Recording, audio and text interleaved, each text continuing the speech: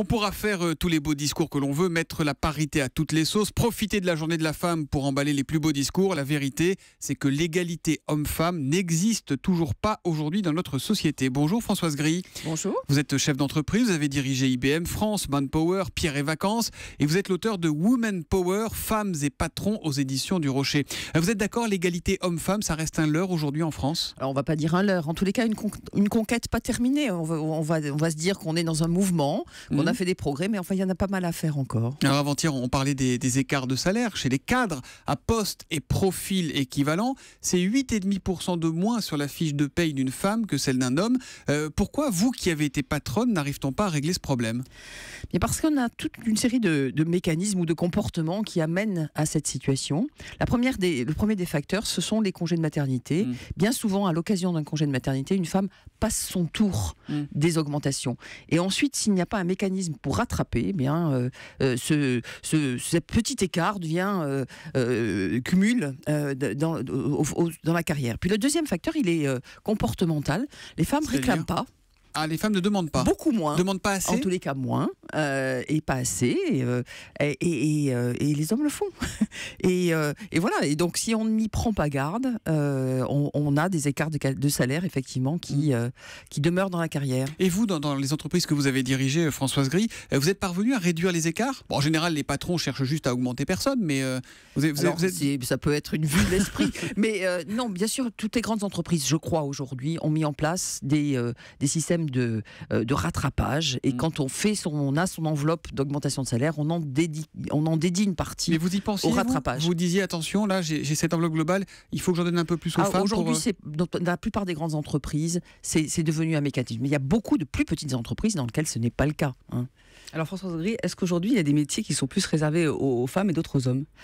Alors c'est intéressant cette question, parce qu'il y a des métiers sur lesquels on a réellement progressé. Regardez le monde de la construction, où on voit des femmes, le monde du transport où on voit des femmes. Donc on a l'impression qu'il y a des métiers qui se sont féminisés, et puis à l'inverse, on a des stéréotypes qui demeurent très forts, et on a des professions qui se sont ou totalement féminisées ou totalement ou qui sont restées masculines. Féminisées, par exemple la com, par exemple le monde juridique, par exemple la médecine, dans lesquelles les filles, après avoir fait des études scientifiques, elles vont faire des études de médecine. Et vous avez des ingénieurs où on reste dramatiquement à 15% de filles dans les écoles d'ingénieurs depuis 30 ans, depuis que moi j'y étais. Voilà, on a la même proportion. Mais c'est de un filles. problème ça ou pas? Finalement, si les filles préfèrent ne pas être ingénieurs... Alors c'est un problème parce qu'il y a des métiers où ça les empêche d'arriver à un certain nombre de postes. Quand vous prenez le monde du pouvoir, de l'entreprise, de la responsabilité, c'est très souvent des métiers qui sont des métiers... on est issu du monde de l'ingénieur. C'est-à-dire qu'une femme qui voudrait devenir ingénieur veut dire oui, enfin, c'est quand même pas un métier de fille. Ça reste dans les esprits, ça aussi? Alors c'est beaucoup plus pour les compliqué recruteurs, que ça. C'est dans les esprits des filles, parce que très longtemps, dans les stéréotypes des métiers, elles n'ont pas envie. Elles n'ont pas envie, par exemple, d'aller dans l'informatique. C'est un sujet, moi, que j'aime beaucoup. Et je constate que les filles trouvent de moins en moins d'intérêt à aller dans cette matière qui est le monde de demain. Et ça, c'est dramatique. À la question « Quelle est la vraie place des femmes dans l'entreprise ?» posée sur Twitter, Julie Jaunet nous répond « Celle du boss ». Il y a beaucoup de femmes patrons. Il n'y a pas assez de femmes patrons. Il y a des études. Alors, il y a de plus en plus de femmes qui ont des responsabilités de manager. Maintenant, quand vous regardez les derniers chiffres de proportion de femmes dans les COMEX du CAC 40, qui n'est qu'un petit microcosme, enfin, un microcosme symbolique, on est à 9% de femmes dans les COMEX, et 10% de ces femmes sont des opérationnels, donc des patrons d'unité. Donc on est quand même très loin. On a un tweet de Samuel Elio à l'instant. Plus on monte dans l'organigramme, moins on trouve de femmes. Y a-t-il des pays où ce n'est pas le cas? Est-ce que la France est un cas particulier?